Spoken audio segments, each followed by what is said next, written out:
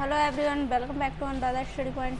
तो आइए अनुराधा, आज की वीडियो में पढ़ने वाले हैं टॉपिक हमारा बेसिक इलेक्ट्रॉनिक्स, जिसमें हम इलेक्ट्रिकल जेई क्लास पढ़ रहे थे। तो इसमें हम बेसिक इलेक्ट्रॉनिक्स के ऑब्जेक्टिव टाइप क्वेश्चन पढ़ेंगे। अगर वीडियो पसंद आए तो वीडियो को लाइक करना, चैनल को सब्सक्राइब करना बिल्कुल ना भूलें। तो हम शुरुआत करते हैं। पहला क्वेश्चन है हमारा, धारा के तीन प्रमुख प्रभाव हैं। धारा के तीन प्रमुख प्रभाव हैं।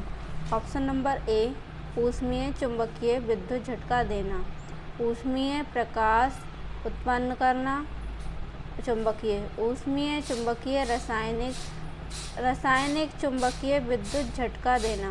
तो हमारा इसका सही आंसर है ऑप्शन नंबर सी, ऊष्मीय चुंबकीय रासायनिक। आगे आया हमारा क्वेश्चन नंबर 2, बंद अति धारा बचाव द्वारा परिपथ के लिए केबल में आवश्यक धारा प्राप्त करने के लिए सामान्य धारा वहन क्षमता को रेटिंग फैक्टर का गुणांक होना चाहिए, जो निम्न होता है 0.81, ऑप्शन नंबर बी 0.91, 0.01, 1.23। तो इसका सही आंसर है 1.23। आगे आया हमारा क्वेश्चन नंबर, यदि किसी विद्युत उभय अधिष्ठापन का ICDP स्विच बंद अवस्था में है तो भी किसी स्विच में संयोजित भार सामान्य रूप से कार्य कर रहा है। इसका कारण है स्विच में L व E के बीच भू-डोज स्विच के व्यवरोध धारण शलाका पर अव्यवस्थित ढीला हैंडल, स्विच में L व N के बीच लघुपथन, क्षतिग्रस्त संक्रय शलाका के कारण स्विच में व्यवरोध व्यत्यय अवस्था में है। तो इसका सही आंसर है ऑप्शन नंबर बी, स्विच के व्यवरोध धारण शलाका पर अव्यवस्थित ढीला हैंडल। आगे आया हमारा क्वेश्चन नंबर 4, अर्धचालक सामग्रियां न चालक हैं और न विद्युत रोधी। अर्धचालक की चालकता बढ़ाने का एक उपाय है अशुद्ध अणुओं को हटाकर शुद्ध अणुओं को जोड़कर, अशुद्ध अणुओं को जोड़कर वोल्टेज का प्रयोग करके। इसमें क्या है, हमारा अर्धचालक बनाने के लिए हम क्या करते हैं, अशुद्ध अणुओं को जोड़कर हम उसको जो क्या करते हैं, अर्धचालक बनाते हैं हम, सेमीकंडक्टर्स। अब आया, निम्न में से कौन सा प्रतीक जेनर डायोड का है? ये वाला, option number A, B, C, D. तो हमारा इसका जेनर डायोड का कौन सा होगा, हमारा ऑप्शन नंबर सी। आगे आया हमारा क्वेश्चन नंबर 6, डायोड 0A79 का कौन सा सिरा कैथोड के रूप में पहचाना जाता है? एक सिरे का रंगीन बिंदु, ऑप्शन नंबर बी, एक सिरे का रंगीन पट्टी वाला, दोनों सिरे से कम लंबाई वाला सिरा, के अक्षर अंकित सिरा। ऑप्शन नंबर बी सही है हमारा, एक सिरे पर रंगीन पट्टी वाला सिरा। क्वेश्चन नंबर 7, निम्न में से कौन सा पदार्थ अर्धचालक की भांति प्रयोग किया जाता है? तांबा, प्लास्टिक, सिलिकॉन, पीतल। तो इसका सही answer option number C, silicon. आगे आया हमारा क्वेश्चन नंबर 8, डायोड की प्रमुख विशेषता यह है कि यह केवल एक ही दिशा में धारा का प्रवाह होने देता है। इसमें से अधिकांश धारा तब प्रवाहित होती है जब यह विपरीत दिशा में वेस्ट होता है। Option number C, forward wise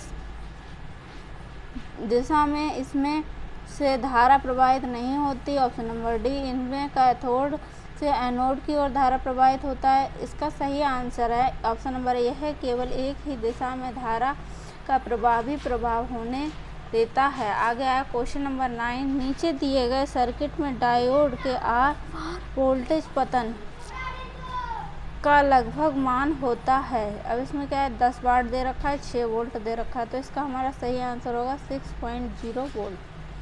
इसको निकालेंगे तो question number 10, silicon PN junction diode की 25 डिग्री तापमान पर बैरियर वोल्टेज होती है 0.3 वोल्ट, 0.5 वोल्ट, 0.7 वोल्ट, 1.0 वोल्ट। तो इसका सही answer option number C, 0.7 7 volt. आगे आया आज क्वेश्चन नंबर 11, आजकल बल्ब के स्थान पर निम्न वोल्टता पर कार्य करने वाली ठोस अवस्था युक्ति प्रयोग की जाती है, उसका नाम है Zener diode, PN diode, light emitting diode, photo एविड डायोड। मतलब बल्ब की जगह कौन सा, एलईडी लाइट हम क्या करते हैं, उसका लाइट हम लोग बल्ब की जगह एलईडी का यूज करते हैं, तो उसको हम क्या कहते हैं, लाइट एमिटिंग डायोड। एलईडी की फुल फॉर्म होती है हमारी।